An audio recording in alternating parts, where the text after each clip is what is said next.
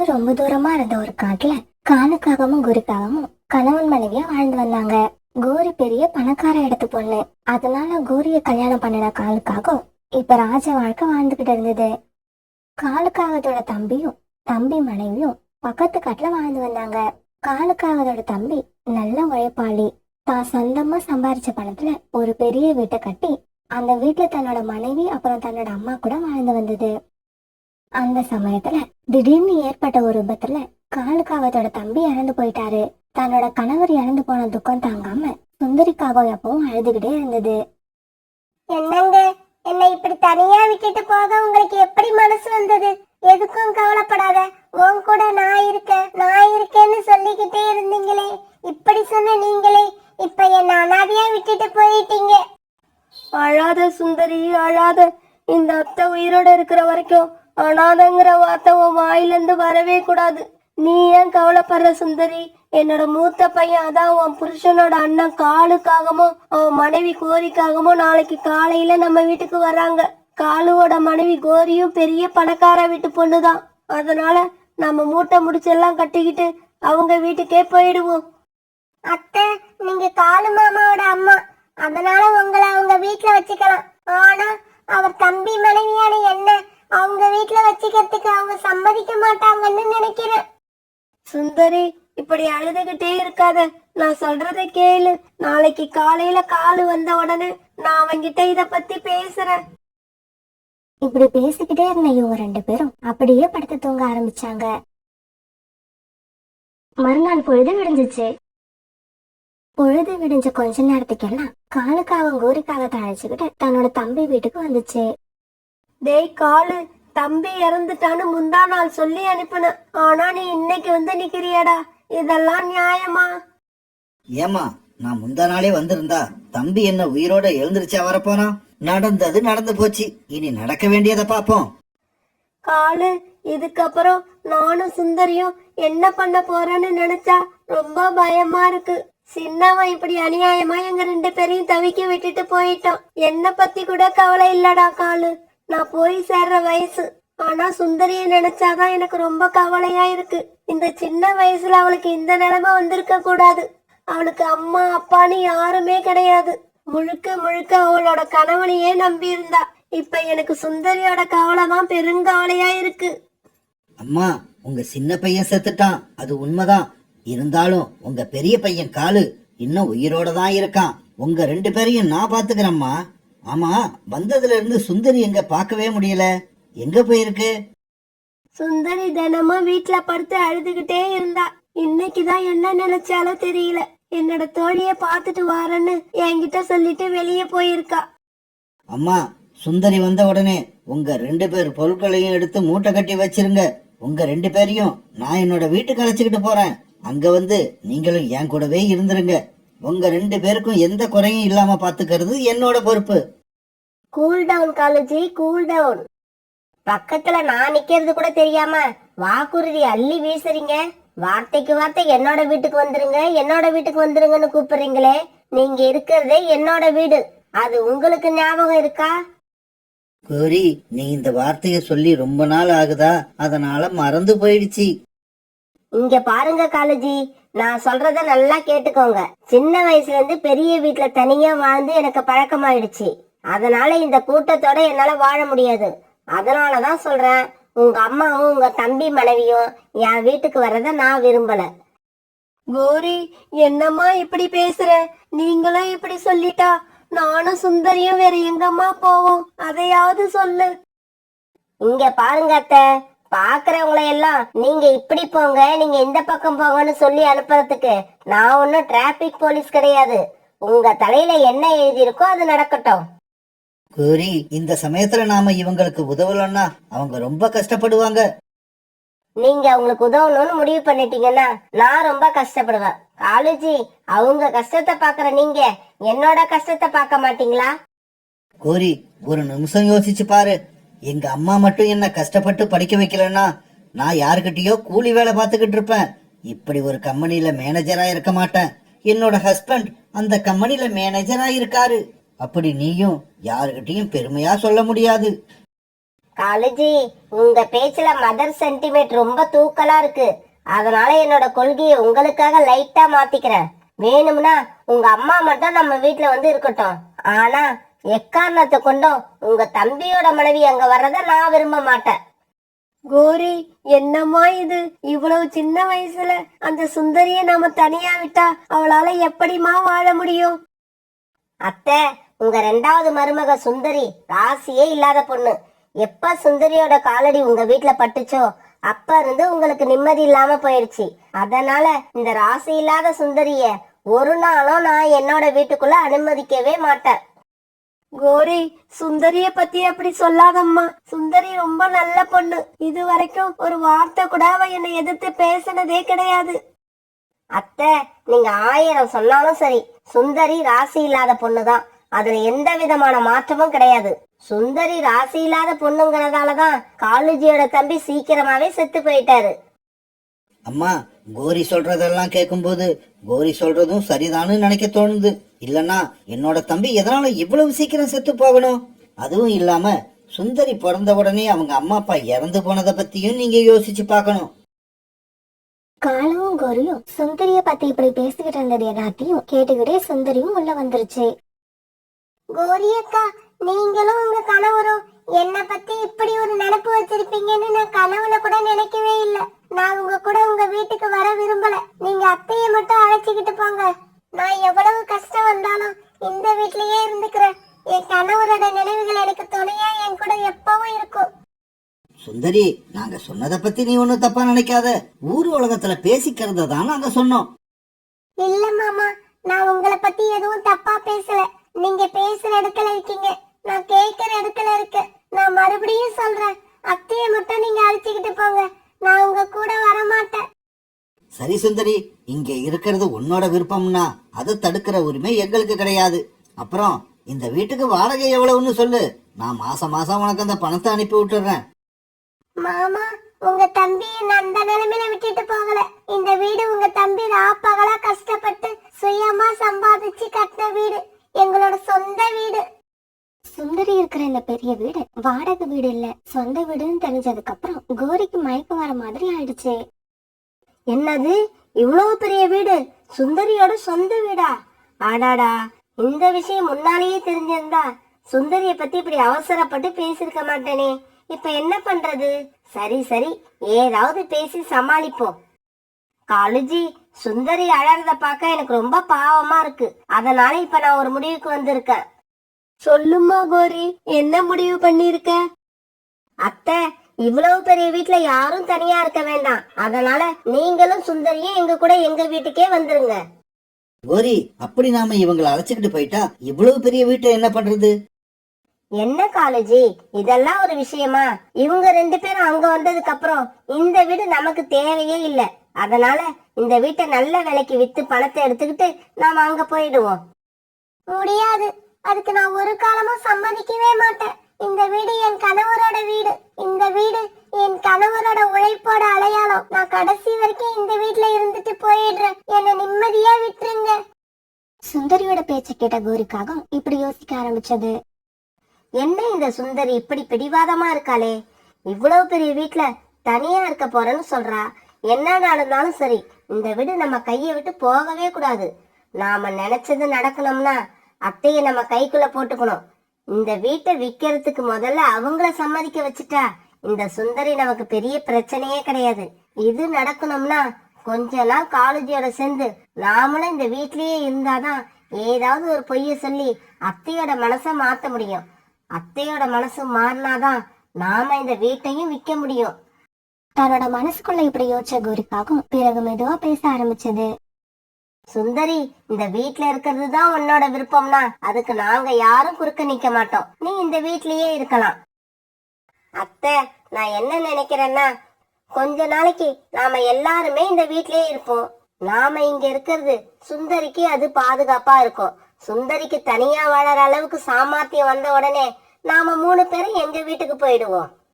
அம்மா கோரி, நீ படபடன்னு ஏதாவது பேசினாலும் உள்ளுக்குள்ள சுந்தரி மேல அன்பாதாமா இருக்க. நீ இப்படி பேசுறத கேட்க எனக்கு ரொம்ப சந்தோஷமா இருக்கு. காலேஜி, நாம இங்க இருக்கிற வரைக்கும் இந்த வீட்டை நம்ம வீடு மாதிரி பொறுப்பா பாத்துக்கணும். அத்தை, சுந்தரி, உங்க 2 பேருக்கும் எது வேணும்னாலும் காலேஜியை கேளுங்க. உங்களுடைய தேவைய அவர் பூர்த்தி செய்வாரு. கோரி, நான் வேணா சொல்றேன் கேட்டுக்க. நீங்க கொஞ்ச நாள் இங்க இருந்தீங்கன்னா என்னோட 2வது மருமகள் சுந்தரிய பத்தி நல்லா தெரிஞ்சுப்பீங்க. அதுக்கப்புறம் என்னையும் சுந்தரியையும் நீங்க அங்கேயே கூப்பிட்டுட்டு போய் வச்சுப்பீங்க பாருங்க. கிழவி, நீ நினைக்கிறது எல்லாம் ஒரு நாளும் நடக்காது. இந்த கோரி பதுங்கினான்னா கூடிய சீக்கிரம் பாய போறான்னு அர்த்தம். சீக்கிரமாவே இந்த கோரிய பத்தி தெரிஞ்சுப்பீங்க. கோரி, என்னம்மா ஏதோ பெரிய யோசனையில இருக்க போல இருக்கு. இல்லத்த, அப்படியெல்லாம் ஒண்ணும் இல்ல. ரொம்ப தூரம் பறந்து வந்தது, உடம்பெல்லாம் ரொம்ப களைப்பா இருக்கு. நான் போய் ரெஸ்ட் எடுக்கிறேன். இப்படி சொன்ன கோரிக்காகவும் மெதுவா நகர்ந்து பக்கத்து ரூமுக்கு போச்சு. என்ன இது, கோரியக்கா திடீர்னு அவங்களோட பிளான மாத்திக்கிட்டே இருக்காங்க.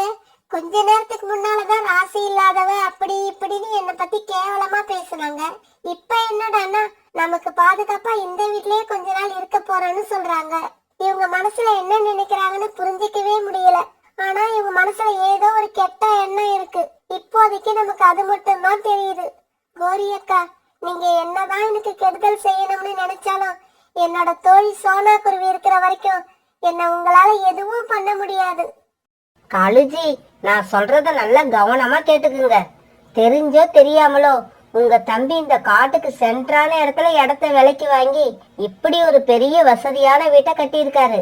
ஆனா பாருங்க, கட்டின வீட்டுல உட்கார்ந்து வாழ கொடுத்து வைக்காம பொட்டுன்னு போய் சேர்ந்துட்டாரு. இங்க பாரு கோரி, நீ என்ன சொல்ல வரன்னு எனக்கு எதுவுமே புரியல. நீ எது சொல்றதா இருந்தாலும் நேரடியா சொல்லு. இங்க பாருங்க காலேஜி, எதுக்காக நாம 2 பேரும் உங்க தம்பி வீட்டுல இருக்கோம்னு உங்களுக்கு தெரியுமா? நீ இங்கே இருக்கலாம்னு சொன்ன, நான் இருக்கிறேன். எனக்கு அவ்வளவுதான் தெரியும். சுந்தரி சொன்ன மாதிரி நாம உங்க அம்மாவை அழைச்சிக்கிட்டு நம்ம காட்டுக்கு போயிருந்தோம்னா இவ்வளவு பெரிய வீட்டுல உங்க தம்பி மனைவி சுந்தரி மட்டும் தனியா இருப்பா. திடீர்னு சுந்தரி மனசு மாறி எந்த ஆண்காகத்தையாவது கல்யாணம் பண்ணிக்கிட்டான்னு வச்சுக்கோங்க, நமக்கும் இந்த வீட்டுக்கும் அப்புறம் எந்த சம்மந்தமும் இருக்காது. வீட்டை கஷ்டப்பட்டு கட்டினது உங்க தம்பி, ஆனா அந்த வீட்டுல இருந்து அனுபவிக்க போறது சுந்தரியா? இங்க பாரு கோரி, நாம இப்ப என்ன பண்ணணும் அத மட்டும் சொல்லு. காலேஜி, உங்க தம்பி கட்டின இந்த வீட்டை நாம விக்கணும். வித்துட்டு அந்த பணத்தை எடுத்துக்கிட்டு நம்ம காட்டுக்கு போய் இந்த பணத்தை வச்சு அங்க ஒரு வீட்டை கட்டிப்போம். கோரி, இந்த வீட்டை விக்கிறதுக்கு எங்க அம்மா ஒரு நாளும் ஒத்துக்க மாட்டாங்க. என் தம்பியோட ஞாபகமா இப்ப அவங்க கிட்ட இருக்கிறது இந்த வீடு ஒண்ணுதான். இதனால நாம எப்படிதான் தலைகீழா நின்னாலும் அம்மா இந்த வீட்டை விக்கிறதுக்கு ஒத்துக்க மாட்டாங்கன்னு நினைக்கிறேன். இங்க பாருங்க காலேஜி, நீங்க எப்படி வேணாலும் நினைச்சுக்கிட்டு போங்க, அத பத்தி எனக்கு கவலை இல்ல. ஆனா உங்க அம்மா கிட்ட போய் நான் சொல்றத அப்படியே சொல்லுங்க. நீங்க இப்படி சொன்னீங்கன்னா அதுக்கப்புறம் இந்த வீட்டை வித்துடலான்னு உங்க அம்மாவே அவங்க வாயால சொல்லுவாங்க. அப்படியா? அப்படின்னா நான் என்ன சொல்லணுங்கிறத சொல்லு. சொல்றேன் காலேஜி, நேரம் வரும்போது சொல்றேன். இப்படியே சில நாட்கள் நகர்ந்துச்சு. அத்தை, சுந்தரி எங்க அத்தை? நான் வீடு முழுக்க தேடி பார்த்துட்டேன், எங்கேயுமே இல்ல. கோரி, சுந்தரி தன்னோட தோழிய பார்க்க போயிருக்கா. வீட்லயே இருந்தா கணவரோட ஞாபகம் அடிக்கடி வந்துகிட்டே இருக்குன்னு தினமும் இப்படிதான் தன்னோட தோழி வீட்டுக்கு போய் கொஞ்ச நேரம் பேசிட்டு வருவா. அப்படி பேசிட்டு வந்தாலாவது அவ மனசுல உள்ள சோகம் குறையும்னு நானும் போக சொல்லிடுவேன். அத்தை, நாங்க இங்க வந்த நாள்ல இருந்து பாக்குறேன், தினமும் சாயங்காலம் சுந்தரி தன்னோட தோழிய பாக்குறேன்னு இந்த வீட்டை விட்டு வெளியே போயிடுது. சுந்தரி தன்னோட தோழிய தான் பார்க்க போறான்னு உங்களுக்கு நல்லா தெரியுமா? ஏன்னா இப்ப காலம் கெட்டு கிடக்கு. தோழிய பார்க்க போறேன்னு நம்ம கிட்ட சொல்லிட்டு எந்த ஆண்காகத்தையாவது சுந்தரி பார்க்க போச்சுன்னு வச்சுக்கோங்க, அப்புறம் நம்ம குடும்பத்துக்கு தான் கெட்ட பேராகும். ஆமா, சுந்தரியோட தோழின்னு சொல்றீங்களே, அந்த தோழியோட பேராவது உங்களுக்கு தெரியுமா? இல்ல கோரி, தோழிய பார்க்க போறேன்னு சொல்லிட்டு தான் போவா. ஆனா அந்த தோழியோட பேரும் எனக்கு தெரியாது. இது வரைக்கும் அந்த தோழிய நான் ஒரு தடவை கூட நேர்ல பார்த்ததும் இல்ல. இதனாலதான் அத்தை எனக்கு சுந்தரி மேல சந்தேகமா இருக்கு. இன்னைக்கு வீட்டுக்கு வந்த உடனே சுந்தரிய கண்டிச்சு வைங்க. இனிமே எங்கேயும் வெளியில போக கூடாதுன்னு சொல்லுங்க. கோரி, சுந்தரிய பத்தி எனக்கு நல்லா தெரியும். அவ அப்படிப்பட்ட பொண்ணு கிடையாது. தன்னோட கணவன் மேல அவ உயிரையே வச்சிருந்தா. சுந்தரி கூட நான் இவ்வளவு நாளா இந்த வீட்ல இருந்திருக்கேன். ஒரு நிமிஷம் கூட எனக்கு அவ மேல சந்தேகம் வந்ததே கிடையாது. அதனால இதுக்கப்புறம் என்கிட்ட சுந்தரிய பத்தி இந்த மாதிரி தப்பா பேசாத. எனக்கு அப்புறம் கெட்ட கோபம் வரும். என்ன இது, இந்த கேள்வி நாம சொல்றத நம்பவே மாட்டேங்குது. அத்தை, நான் சொன்னாதான் நம்ப மாட்டீங்க. உங்க பையன் காலுவை விட்டு சொல்றேன். அப்ப நம்புறீங்களா இல்லையான்னு பாக்குறேன். இப்படி தன்னோட மனசுக்குள்ள நினைச்ச கோரிக்காகவும் பிறகு காலுக்காகத்தை பார்க்க பக்கத்து ரூமுக்கு போச்சு. காலுஜி, உடனே போய் உங்க அம்மாவை பாருங்க. சுந்தரி தன்னோட தோழியை பார்க்க போறேன்னு சொல்லிட்டு தினமும் ஒரு ஆண் காகத்தை போய் சந்திக்குதுன்னு சொல்லுங்க. என்ன, உண்மையாவா? சுந்தரி தினமும் போய் ஒரு ஆண்காகத்தை சந்திக்குதா? காலுஜி, சுந்தரி தினமும் போய் ஆண் காகத்தை சந்திக்குதா இல்லையாங்கிறது இப்ப நமக்கு முக்கியம் இல்ல. ஆனா அப்படி நீங்க உங்க அம்மா கிட்ட சொன்னாதான் இந்த வீட்டை நாம விற்க முடியும். இந்த விஷயத்தை நான் சொன்னா நம்பாத உங்க அம்மா நீங்க சொன்னீங்கன்னா கண்டிப்பா நம்புவாங்க. அதுக்கப்புறம் உங்க அம்மாவை வச்சே சுந்தரி இந்த வீட்டை விட்டு விரட்டிடலாம். சுந்தரி வீட்டை விட்டு போனதுக்கு அப்புறம் நாம இந்த வீட்டை வித்து பணத்தை எடுத்துக்கிட்டு நம்ம காட்டுக்கு போயிடுவோம். கோரி, அப்ப எங்க அம்மாவோட கதி? ஐயோ, உங்க அம்மாவையும் தான் அழைச்சிக்கிட்டு போவோம். சரி, அப்படின்னா இப்பவே போய் நீ சொன்னதை அப்படியே எங்க அம்மா கிட்ட சொல்றேன். நான் சொன்னா எங்க அம்மா அதை அப்படியே நம்புவாங்க. அப்புறம் ஏன் இன்னும் இங்கேயே நிக்கிறீங்க? சீக்கிரமா போய் உங்க அம்மா கிட்ட சொல்லுங்க. சுந்தரி வேற இப்ப வீட்ல இல்ல. இதுதான் நமக்கு நல்ல சந்தர்ப்பம். அம்மா, நான் உங்ககிட்ட ஒரு முக்கியமான விஷயத்த சொல்லணும். சொல்லுடா காலு, என்ன விஷயம்? நீயே ஒரு மாதிரியா இருக்கிற. அம்மா, சுந்தரி தினமும் நம்ம கிட்ட தோழிய போய் பார்த்துட்டு வரேன்னு சொல்லிட்டு ஏதோ ஒரு ஆண்காகத்தை சந்திக்க போகுது. நேத்து அவங்க 2 பேரும் பேசிக்கிட்டு இருந்தத என் கண்ணாலேயே பார்த்தேன். இத உங்ககிட்ட சொல்லலாமா வேண்டாமான்னு இவ்வளவு நேரம் யோசிச்சு பார்த்தேன். எப்படி இருந்தாலும் இந்த விஷயத்த உங்ககிட்ட சொல்றதுதான் நல்லதுன்னு எனக்கு தோணுச்சு. அதனாலதான் இப்ப வந்து உங்ககிட்ட பேசிக்கிட்டு இருக்கேன். ஏன்னா எனக்கு தெரிஞ்ச இந்த விஷயத்த நான் உங்ககிட்ட சொல்லலைன்னா நம்ம குடும்பத்துக்கு இருக்கிற நல்ல பேரு கெட்ட பேரா மாறிடும். அதை பார்த்ததுல இருந்து வீட்டை விட்டு வெளியே போகவே எனக்கு வெக்கமா இருக்கு. காலு, என்னடா சொல்ற? நீ சொல்றதெல்லாம் உண்மையா? என்னம்மா நீங்க என் கண்ணால பார்த்தேன்னு சொல்றேன், மறுபடியும் என்கிட்ட உண்மையான்னு கேக்குறீங்க? அம்மா, இந்த நிலைமையில சுந்தரிய மட்டும் இந்த வீட்டுல தனியா விட்டுட்டு உங்களை நாங்க அழைச்சுக்கிட்டு போனோம்னா இங்க என்னெல்லாம் நடக்கும்னு கொஞ்சம் யோசிச்சு பாருங்க. அதனாலதான் சுந்தரி இந்த வீட்லயே இருக்குன்னு சொல்லுது போல இருக்கு. காலு, இந்த விஷயத்த கோரி சொன்னப்ப கூட நான் நம்பல. ஆனா இப்ப நீ சொல்றத பார்த்தா இது உண்மையாதான் இருக்கும் போல தோணுது. அவ தினமும் தோழிய பார்க்க போறேன்னு சொல்லிட்டு போறாளே தவிர அந்த தோழி யாருன்னு கூட சொல்ல மாட்டா. காலு, இந்த விஷயத்தால நமக்கோ இறந்து போன உன்னோட தம்பிக்கோ எந்த விதமான கெட்ட பேரும் உண்டாகாம இருக்கணும். சுந்தரியை இப்ப நாம என்னடா பண்றது? அம்மா, வேற வழியே இல்ல. சுந்தரி இப்ப வந்த உடனே அத வீட்டை விட்டு வெளியே போக சொல்லிடுங்க. வீட்டை விட்டு வெளியே போன சுந்தரி தன்னோட இஷ்டப்படி இருக்கட்டும். நாம எதுவும் கேட்க போறதில்ல. அதுக்கப்புறம் நாங்க உங்களை அழைச்சுக்கிட்டு எங்க வீட்டுக்கு போயிடுவோம். அங்க உங்களுக்கு எந்த குறையும் இருக்காது. நாங்க உங்களை பத்திரமா பாத்துப்போம். காலு, நீ சொல்றது தாண்டா சரி. நான் அப்படியே செஞ்சிடறேன். சுந்தரி வரட்டும், இன்னைக்கே அவளை வீட்டை விட்டு வெளியே அனுப்பிடுறேன். இப்படி இவங்க 2 பேரும் பேசிக்கிட்டு இருக்கும்போது வெளியே போயிருந்த சுந்தரிக்காக வீட்டுக்குள்ள வந்தது. வாடிய மருமகளே, தினமும் சரியா சாயங்கால நேரத்துல வெளியே போயிட்டு வரியே, யார பார்க்க போற? என்னத்த இப்படி கேக்குறீங்க? நான் தினமும் என்னோட தோழி சோனாக்குரிய பார்க்க தான் போயிட்டு வரேன். இங்க பாரு சுந்தரி, எனக்கு உன் மேல நம்பிக்கை இல்ல. நீ வேற ஏதோ ஒரு ஆண் காகத்தை பார்க்க போற. ஆனா என்கிட்ட உன்னோட தோழிய பார்க்க போறதா பொய் சொல்லிட்டு போற. அத்தை, என்ன நம்புங்க அத்தை. நான் உண்மையதான் சொல்றேன்.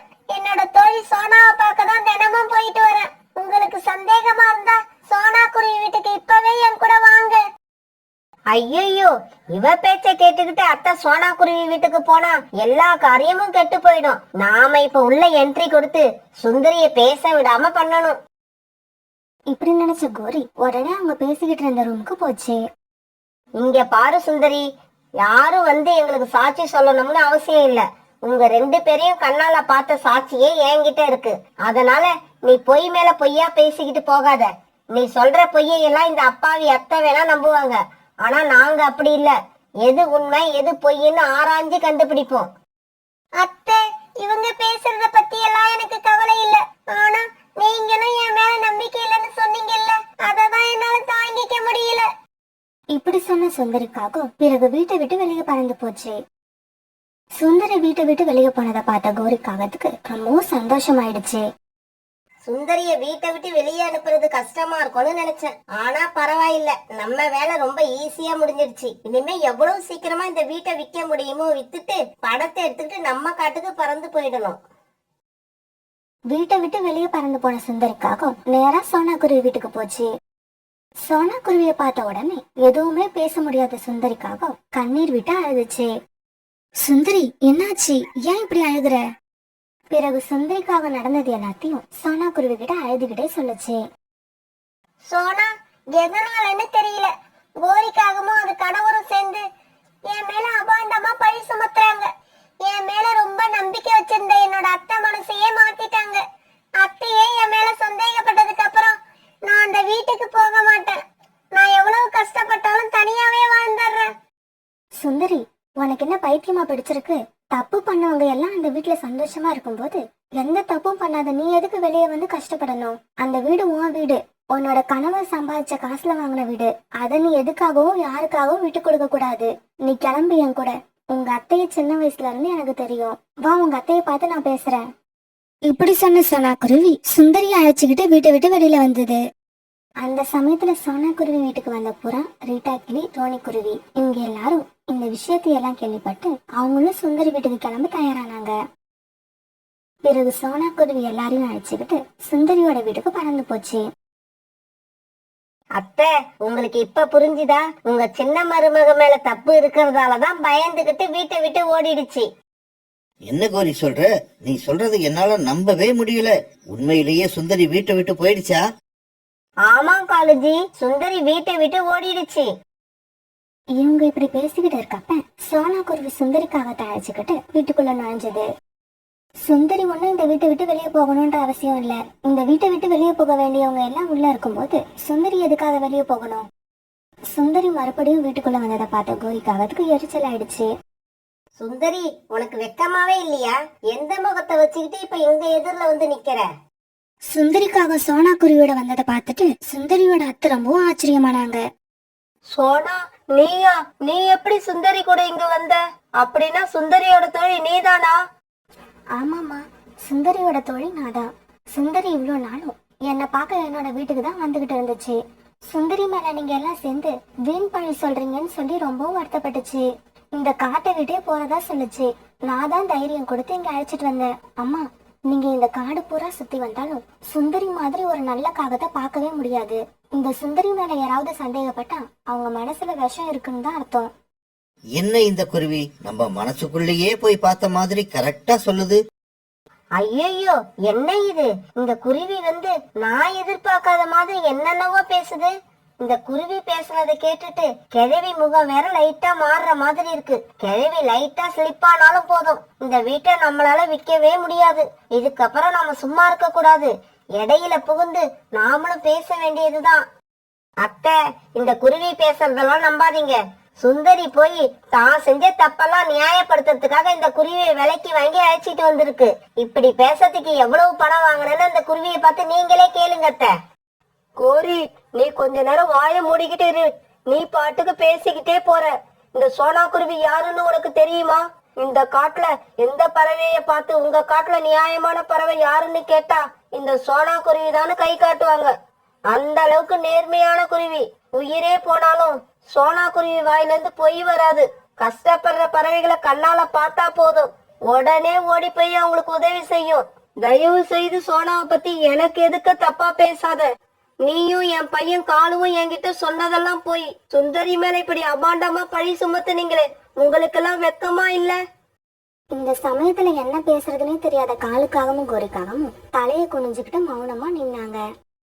சுந்தரி, என்ன மன்னிச்சிடுமா. இவங்க பேச்சை கேட்டுக்கிட்டு உன் மேல சந்தேகப்பட்டதுக்கு இப்ப நான் ரொம்ப வருத்தப்படுறேன். இவங்க 2 பேரும் சேர்ந்துதான் என்னோட மனச குழப்பிட்டாங்க. அத்தை, என் மேல இவங்க 2 பேரும் பழி சொன்னதுக்காக நான் கவலைப்படல. ஆனா இவங்க சொன்னதை கேட்டு நீங்களும் என் மேல சந்தேகப்பட்டீங்க. அததான் என்னால தாங்க முடியல. இப்படி சொல்லிட்டு சுந்தரிக்காக வேகமா அழ ஆரம்பிச்சது. சுந்தரி, அழாதம்மா, அழாத. எனக்கு வர்ற ஆத்தத்துக்கு காலுவையும் கோரியையும் இப்பவே ஆசை தீர அடிச்சு இந்த வீட்டை விட்டே விரட்டணும் போல இருக்கு. யாராவது பக்கத்து ரூம்ல உள்ள குச்சியை எடுத்துக்கிட்டு வந்து என் கையில கொடுங்க. அம்மா, உங்களுக்கு எந்த கவலையும் வேண்டாம். வெளியில என்னோட நண்பர்கள் நிக்கிறாங்க. நான் ஒரு வார்த்தை சொன்னா போதும், உள்ள வந்து இந்த 2 காகங்களுக்கும் கொடுக்க வேண்டியதை குறையில்லாம கொடுத்துட்டு போயிடுவாங்க. சோனா, என் கண்ணு முன்னாலேயே இவங்க 2 பேரையும் அடிக்கலாம்னு பாக்குறீங்களா? அது நடக்கவே நடக்காது. வேணும்னா இவங்க 2 பேரையும் வெளியே அழைச்சிக்கிட்டு போய் அங்க வச்சு அடிங்க. பிறகு வீட்டுக்குள்ள வந்த சோனா குருவியோட நண்பர்கள் காலுக்காகத்தையும் கோரிக்காகத்தையும் வெளியில இழுத்துட்டு போய் வச்சு அடி அடி அடிச்சு அவங்க செஞ்ச தப்புக்கு ஏத்த மாதிரி சரியான தண்டனையை கொடுத்தாங்க.